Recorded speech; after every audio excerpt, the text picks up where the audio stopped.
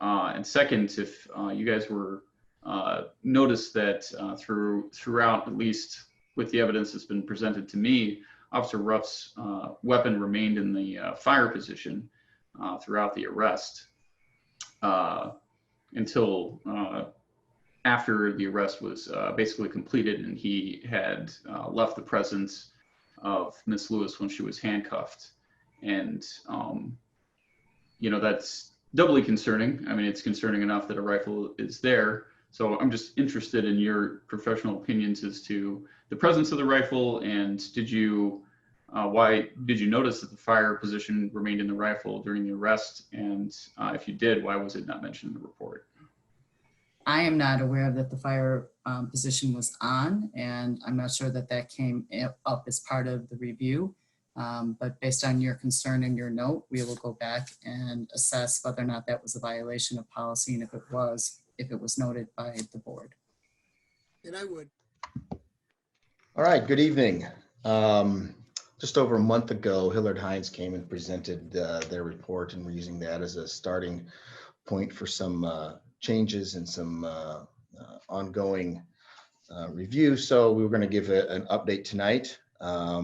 And I will start with, there's been some discussion with regards to the rifle safety involved in some of the, that was with Officer Ruff back to the arrest on April 10th.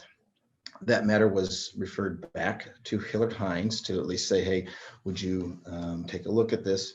This was I think it should be noticed, this piece, I guess, was outside of the original scope. They actually kicked it back to us as we believe this is a training issue. So I've assigned that to firearm staff for review and or remedial training. So that I just wanted to touch base with the council on where that particular issue stood.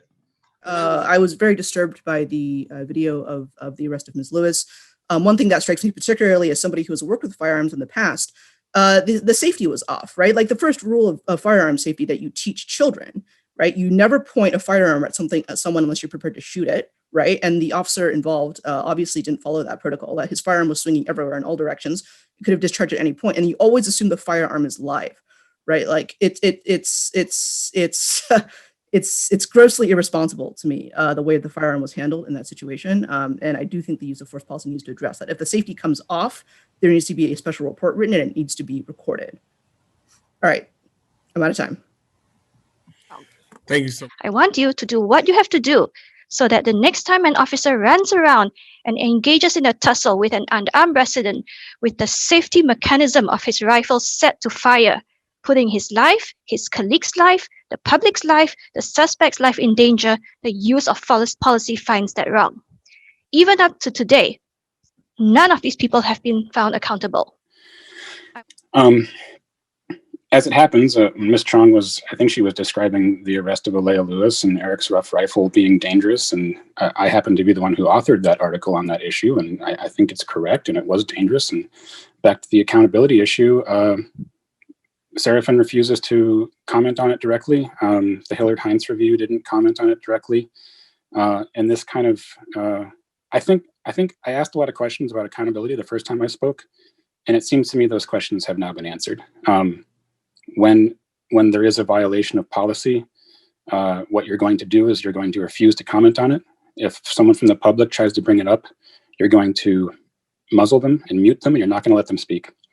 So you've kind of answered that question now, and your answer is really unfortunate. So, and it was a policy violation, by the way. You do have a section in your policy about the officer being responsible for retention of their firearm. That was clearly violated. Guys, all of the top cops sitting there, it's not that hard to admit when you're wrong, okay? I mean, just if your goal here is some kind of community trust, then start admitting when you're wrong. Okay, so I guess I can step up here, Lamont, for a couple of quick moments. An issue that has come up repeatedly that was fallout from the Aleyah Lewis event had to do with Officer Ruff's rifle safety, and I've heard it come up a couple different times. And I don't recall exactly, there was an email submitted, and maybe that was Mr. Hansen's sort of step-by-step photographic freeze frame. That matter was taken seriously. It was referred to his supervisor for an investigation. The safety was in the wrong position, and it was a violation of policy, and it has been addressed by his supervisor. So I just at least wanted to say that that was not exactly how it was supposed to go. So I thought that was important. I think Let's see.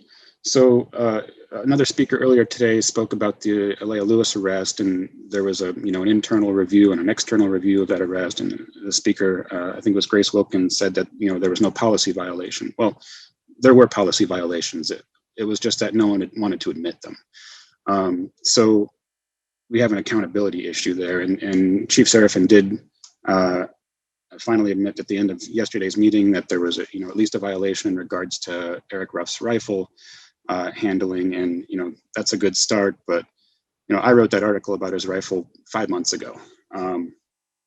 We had and the failure there isn't just in how Ruff was handling his rifle. The failure was at many levels, all the way through our mayor, all the way through the Hillard Heintze review team. So it wasn't just an issue of rifle safety. It was also an issue of our internal review was bad because they didn't identify the policy violations. The presentation given at the April 20th meeting was bad because that didn't identify the policy violations.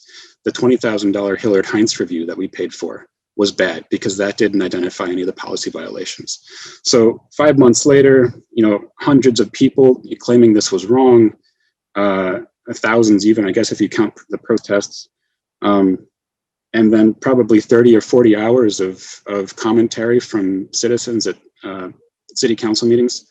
Is that what it takes to get a very minor admission of wrongdoing from the Urbana Police Department? If that's what it's going to take, then I still don't understand why we're bothering to do any of this, because the fact is we're going to have policies. When those policies are not followed, no one's going to admit it. So I'm still failing to see a cure to that part of the problem.